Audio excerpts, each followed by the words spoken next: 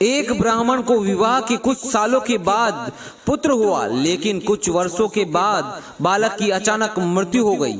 ब्राह्मण शव को लेकर शमशान पहुंचा। वह मोह के वश में उसे दफना नहीं पा रहा था। उसे पुत्र प्राप्ति के लिए किए गए जप तप और पुत्र का जन्म उत्सव याद आ रहा था। शमशान में एक गिद्ध और एक सियार रहते थे। दोनों शव को देखकर बड़े खुश हुए। दोनों ने प्रचलित व्यवस्था बना रखी थी, अगर दिन में सियार मांस नहीं खाएगा और रात में गिद्ध नहीं खाएगा। सियार ने सोचा, यदि ब्राह्मण दिन में ही शव रखकर चला गया तो उस पर गिद्ध का अधिकार होगा, इसलिए क्यों ना अंधेरा होने तक ब्राह्मण को बातों में फंसाकर रखा जाए। वहीं गिद्ध ताक में था कि शव के साथ आए कुटुंब के लोग जल्द से जल्द और घर चले जाए तो वह उसे खा सके।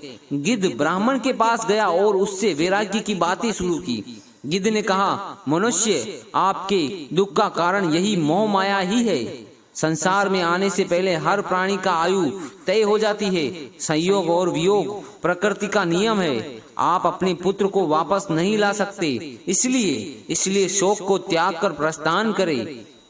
संध्या होने वाली है। संध्या काल में शमशान प्राणियों के लिए भयदायक होता है, इसलिए शीघ्र घर की ओर प्रस्थान उचित है।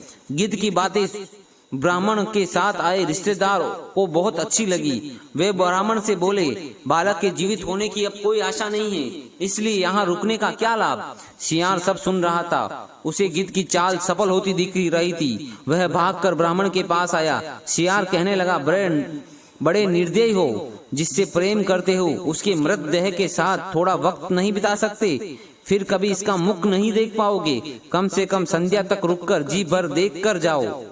उन्हें रोके रखने के लिए सियार ने नीति की बातें की छेड़ दी। जो रोगी हो, जिस पर अभियोग लगा हो, जो शमशान की ओर जा रहा हो, उसे बंधु बांधवों के सहारे की जरूरत होती है। सियार की बातों से परिजनों को कुछ तसल्ली हुई और उन्होंने तुरंत वापस लौटने का विचार छोड़ा। अब गिद्ध को परेशानी होने लगी। उसने कहना शुरू किया, तुम ज्ञानी होने के बावजूद एक कपटी सियार की बातों में आ गए। एक दिन हर प्राणी की यही दशा होनी है। शोक त्याग कर अपने अपने घर जाओ। जो बना है वह नष्ट होकर रहता है। तुम्हारा शोक मृतक को दूसरे लोक में कष्ट देगा। जो मृत्यु के अधीन हो चुका, रोकर उसे व्यर्थ कष्ट क्यों देते हो। लोग चलने को हुए तैयार। सियार फिर से शुरू हो गया, यह बालक जीवित होता तो क्या तुम्हारा वंश न बढ़ाता। कुल का सूर्य अस्त हुआ है, कम से कम सूर्यास्त तक रुको। अब गिद्ध को चिंता हुई। गिद्ध ने कहा, मेरी आयु 100 वर्ष की है। मैंने आज तक किसी को जीवित होते नहीं देखा। तुम्हें शीघ्र जाकर इसके मोक्ष का कार्य आरंभ कर देना चाहिए। सियार ने कहना शुरू किया, जब तक सूर्य आकाश में विराजमान है देवी चमत्कार हो सकते हैं। रात्रि में आसुरी शक्तियां प्रबल होती है। मेरा सुझाव है कि थोड़ी प्रतीक्षा कर लेनी चाहिए।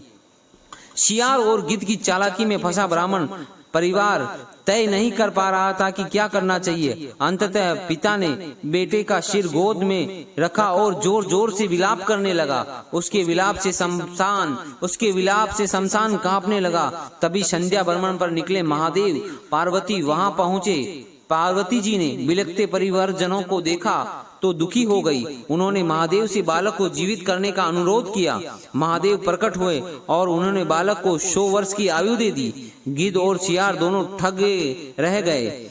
गिद्ध और सियार के लिए आकाशवाणी हुई कि तुमने प्राणियों को उपदेश दिया, उसमें सांत्वना की बजाय तुम्हारा स्वार्थ निहित था, इसलिए तुम्हें इस निष्कृष्ट योनि से शीघ्र मुक्ति नहीं मिलेगी। दूसरों के कष्ट पर सच्चे मन से शोक करना चाहिए। शोक का आडंबर करके प्रकट की गई संवेदना से गिद्ध और सियार को यह गति प्राप्त हुई। तो दोस्तों, आपको क्या लगता है इस कहानी से क्या शिक्षा मिली, मुझे कमेंट में जरूर बताएं। धन्यवाद।